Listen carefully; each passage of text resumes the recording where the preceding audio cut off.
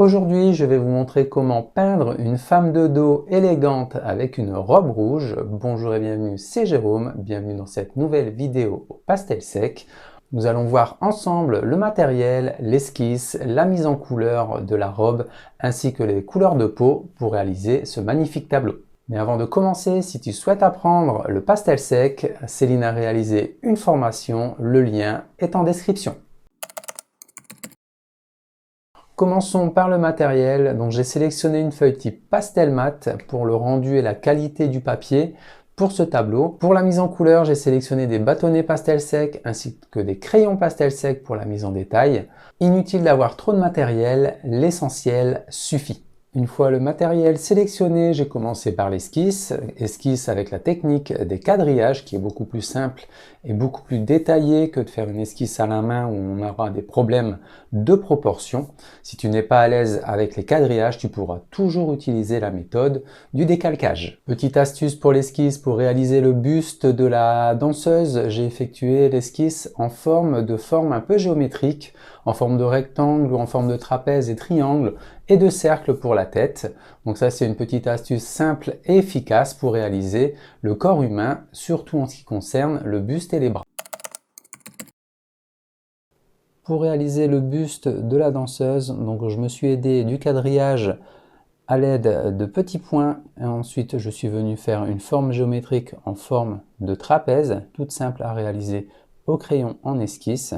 Donc je fais bien attention à mes traits qui soient bien parallèles en haut et en bas, mais un peu penchés sur les côtés.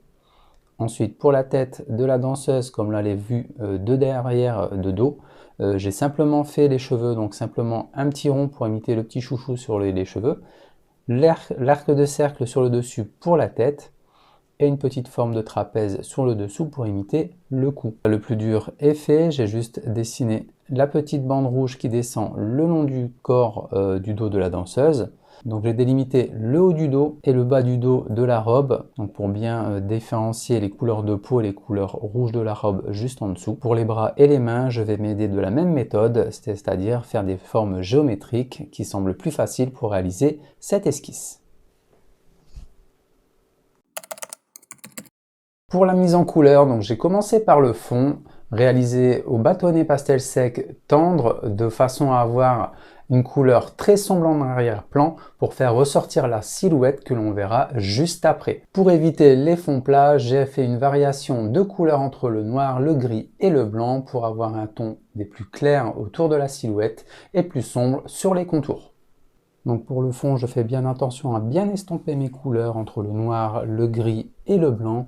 S'il faut, je rajoute un petit peu de couleur pastel, soit avec du bâtonnet blanc ou du bâtonnet gris, pour renforcer les couleurs d'ombrage ou les couleurs un peu plus lumineuses. Mais aussi faire attention à l'ombrage sur le dessous de la danseuse au niveau des pieds, un peu plus détaillé ici avec le noir au bâtonnet. Avant de continuer mon pastel, je m'assure que mon fond est bien estompé grâce au noir. Donc là, je fais une estompe à la main. Donc je m'assure vraiment que l'estompe est propre et nette avant de continuer mon pastel. Ensuite, j'ai réalisé le fond de la robe, donc en fond de couleur rouge. Donc j'ai utilisé différents types de rouge, toujours au bâtonnet pastel sec tendre pour avoir un meilleur fondu au niveau des couleurs. Donc je suis venu appliquer une couleur rouge intense, rouge un peu plus foncé, et j'ai joué aussi avec la lumière avec un petit peu de couleur blanche crème, mais aussi pour les ombrages avec de la couleur noire. Donc j'applique tout doucement et tranquillement du bâtonnet noir, un bâtonnet assez tendre avec une couleur noire assez forte pour le rendu des ombrages. Je n'hésite pas non plus à utiliser le rouge que j'ai utilisé dès le départ de la robe pour faire ressortir davantage les effets de rouge et de lumière.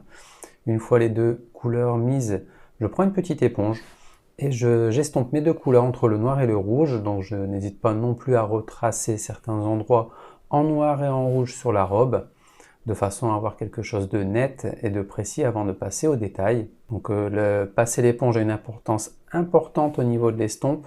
Au niveau des ombrages, on va dire un peu plus doux que la couleur noire de base sur le pastel. Donc j'ai utilisé un beau rouge pour cette robe. Donc ici je passe toujours avec l'éponge, une éponge un peu salie volontairement, et je repasse à certains endroits de la robe pour vraiment atténuer certains ombrages. Ces contrastes avec les lumières et les ombres, c'est la clé pour avoir du volume sur cette robe. Une fois le fond réalisé au bâtonnet, je commence à réaliser les détails grâce au crayon pastel sec, toujours dans la même gamme de couleurs au niveau des tons rouge, rouge foncé, aussi du noir mais aussi du blanc pour la lumière. La mise en détail est importante à arriver à ce niveau-là, donc c'est à partir de là que l'on va se rendre compte du volume de la robe, du volume que l'on va donner grâce aux détails, au pli de la robe pour la rendre la plus réaliste possible, mais aussi impressionnante pour ce pastel. Alors pour les détails de la robe, j'ai sélectionné un crayon noir de type Cretacolor. Si jamais tu n'as pas de Cretacolor en pastel, tu pourras toujours prendre un exemple de Faber-Castell qui est assez dur et assez fort aussi en noir. Donc le noir ici en détail a une importance assez forte au niveau des plis de la robe. Donc je me sers énormément de la finesse du crayon pour créer de fins plis sur la robe en les estompant un petit peu avec le doigt et non avec l'éponge. Donc je n'utilise pas l'éponge pour estomper quand je fais au crayon, mais plus avec le doigt. L'éponge retient le pigment dessus, donc ça va faire quelque chose de très très flou. En fait, le pigment va rester sur l'éponge au lieu de rester sur la feuille. Donc là, je n'hésite surtout pas à estomper avec le doigt délicatement la couleur noire, surtout avec ce noir Cretacolor qui est assez fort au niveau des ombrages et que j'adore l'utiliser quasiment dans tous mes pastels pour renforcer les couleurs au niveau des ombrages.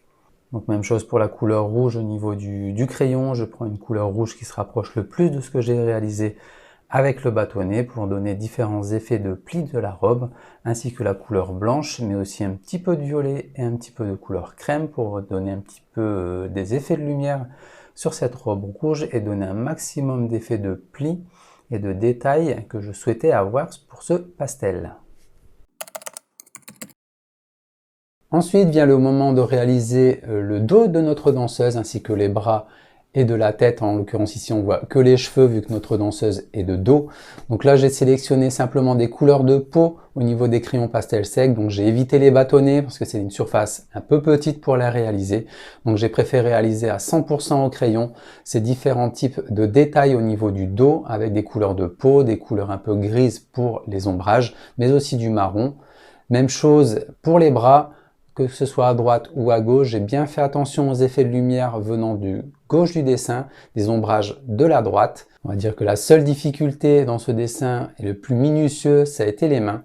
Mais rien de vraiment difficile à ce niveau-là, au niveau des lumières juste au-dessus des doigts et des ombrages juste en dessous. Donc là, simplement avec une couleur blanche, une couleur noire et marron, j'effectue les détails au niveau des ombrages autour des doigts. En dessous de la main, un peu de marron, de la couleur lumineuse juste au-dessus de la main et au niveau des bras, côté gauche et ombrage et côté droit. Donc je repasse tranquillement avec un crayon bien taillé sur les contours du bras, comme un type de marron foncé pour bien délimiter la couleur de peau du fond du dessin. Et ensuite, une fois les bras terminés, le buste, je commence tranquillement à faire l'espace au niveau du cou de la danseuse. Donc toujours commencer par les couleurs claires, ensuite les couleurs chairs, ainsi que les couleurs ombragées comme le marron et la couleur peau pour obtenir la bonne couleur désirée au niveau du cou de la danseuse. Il ne faut pas de décalage de couleur entre ce qu'on a réalisé au niveau du dos et des bras avec le cou. Il faut vraiment que tout soit uniforme au niveau des couleurs de peau pour ce pastel. Donc je fais très attention au niveau des couleurs de peau pour avoir un rendu assez doux, assez réaliste, avec des reflets légers, avec la dernière finition dans le dos, avec le petit ruban rouge qui revient sur la robe et au niveau du buste de la danseuse, toujours bien détaillé avec les mêmes couleurs et intensités de rouge que l'on a fait précédemment avec la robe. Grâce à un bon matériel, une bonne esquisse, une belle mise en couleur du fond ainsi que les détails précis à la fin, on obtient un magnifique tableau de cette danseuse. Si à ton tour tu souhaites réaliser ce magnifique tableau de la danseuse à la robe rouge, le cours est disponible maintenant sur le site de Céline, www.celinevasseur.com. Le lien est en description. N'oubliez pas de liker et d'enclencher la cloche pour ne rien rater sur les prochains sujets que vous trouverez sur la chaîne. Et je vous donne rendez-vous prochainement dans une prochaine démonstration au pastel sec. N'oubliez pas, si vous souhaitez participer à la formation offerte, je vous invite à cliquer sur le lien en bas à gauche de la vidéo, à vous abonner à la chaîne si ce n'est pas encore fait et découvrez les cours et formations sur le site celinevasseur.com.